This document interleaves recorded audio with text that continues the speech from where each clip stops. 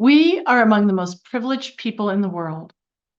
We can think about what we want to think. We study and write on topics that interest us deeply. We have the opportunity to travel widely, and we work with smart, ambitious people that have their entire careers ahead of them. And while in many definitions of privilege, it is considered an unearned advantage, we do earn this privilege. But that doesn't mean that there aren't advantages afforded us. We are supported by those around us and the institutions that enable us to belong to one of the noblest professions in the world, being a scholar. Not everyone has the exposure and information, college smarts as I call them, to understand how to navigate the college system to gain the most from an education. I grew up in a family that was unfamiliar with the access and benefits of our institutions of higher education.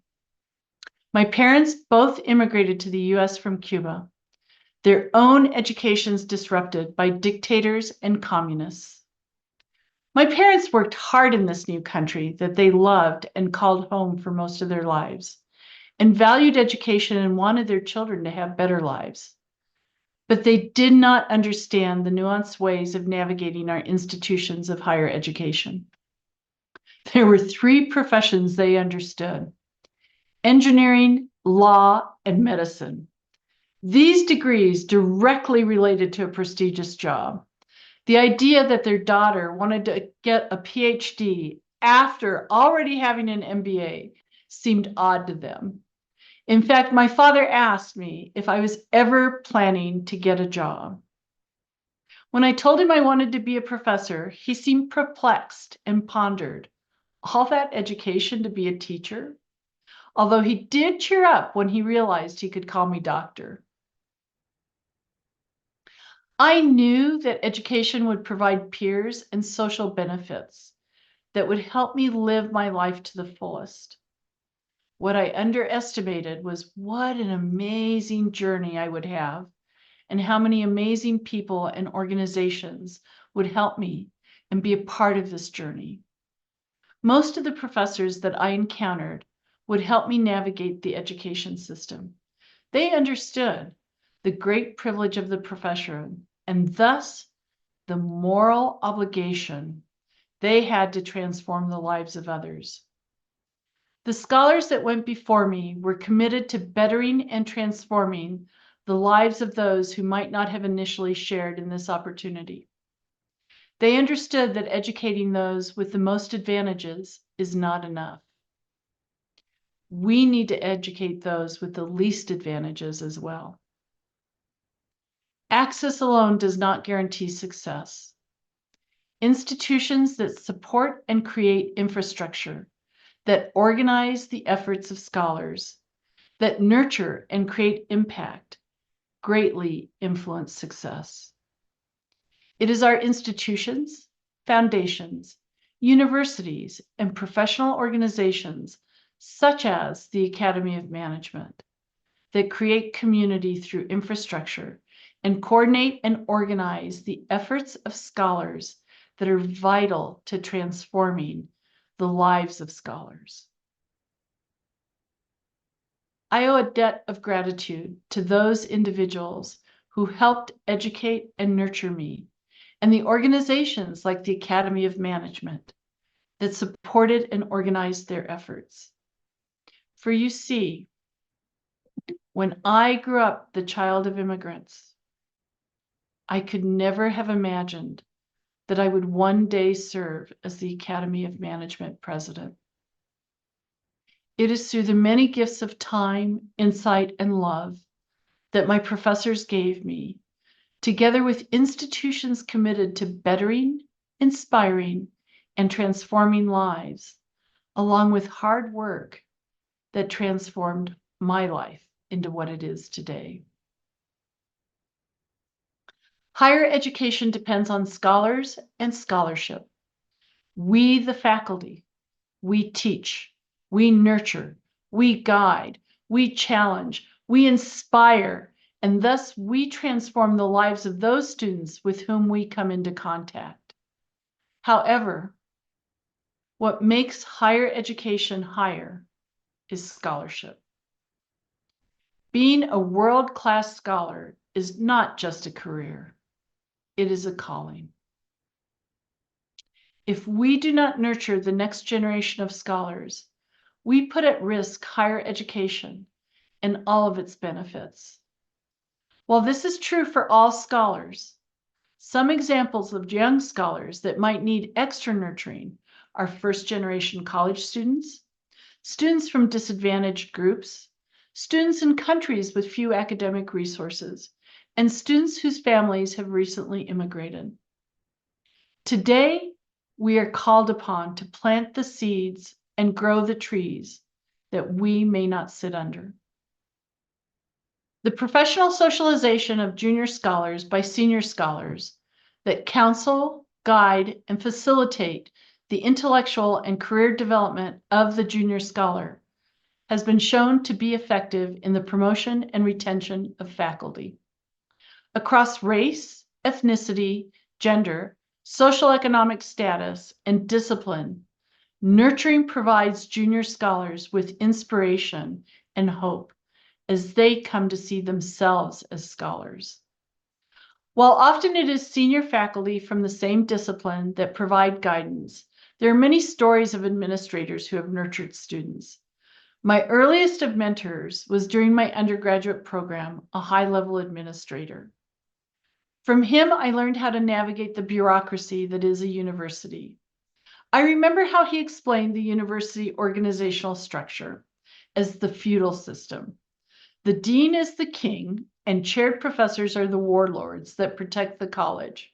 PhD students are the pages. To this day, I use this metaphor with my graduate students.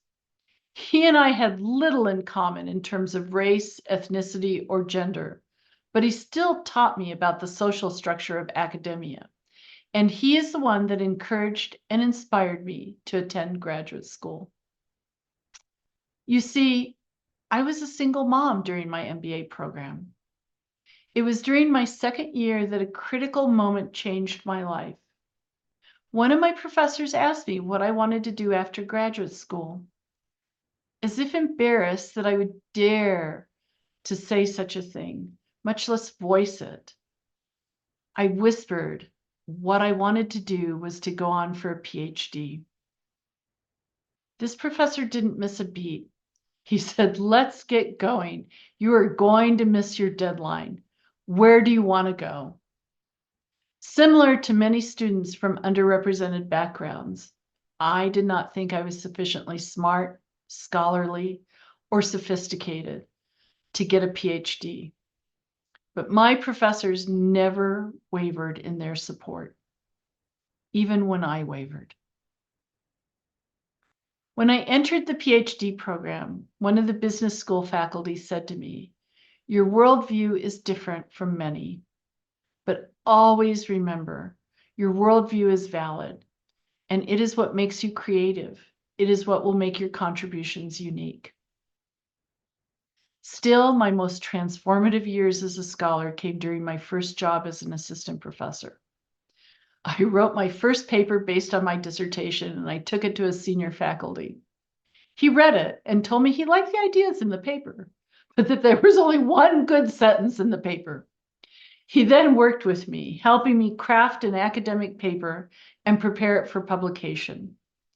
This experience illustrated my willingness to learn and be nurtured, and the willingness of the senior scholar to invest in me. The paper was published in a good journal, and today has almost 1,000 citations. The senior scholars that taught me and inspired me throughout the years did not do so because they had to. They did what they did because it was the right thing to do. These individuals understood the importance of nurturing and socializing junior scholars to give them the best chance for success. So here I am, 30 years later, the president of the Academy of Management, giving the presidential address. Looking at this scene from the point of view of that recently trained MBA student, that could barely whisper that she wanted to get a PhD seems inconceivable. That is why every time I am asked to volunteer or to serve the Academy community, I say yes, even when it's inconvenient. Because this organization, this Academy of Management, creates a space, a place, a context where nurturing and connections can evolve and community can develop. The Academy of Management enables individuals to be the best they can be. The Academy is a place where resources can be found to help those without, and where lifelong friendships are developed. I am committed to being a part of the AOM community because we create the setting where the central features of higher education can grow and manifest, where lives are transformed. The Academy of Management could not do its work without the volunteerism of its members. As of this filming, we have approximately over 20,000 members across 126 countries. It would be impossible for the Academy to advance the knowledge and practice of the profession, the development and support of professional standards and ethical practices, without the involvement of its members. Approximately 6,000 members volunteer their time and talent every year through participating on the governance board as journal editors, paper and conference reviewers, division leaders, and conference planners. These thousands of volunteers are the glue that holds our academic community together and makes the Academy a better community for us all. For scholars, being part of the Academy of Management can be a source of career-transforming guidance. For senior scholars, coming to the meetings and sharing their knowledge and values and forming connections with junior scholars can result in a sense of satisfaction in having contributed, participated, and shaped the profession. Participating in all the connections and relationships that the Academy has to offer takes effort and energy. But I assure you, you will receive exponentially more than you put into this community of scholars.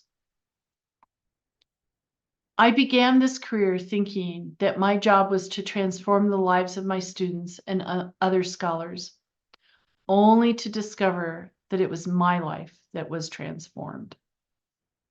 To apply a famous JFK quote, "Don't ask what the Academy can do for you. Ask what you can do for the Academy." Because in a nation of millions and a world of billions, it is still the individual that brings about change. It is with deep gratitude that I thank you for being willing to join me in this ongoing transformative process. When I need you, this life is more than just a read through.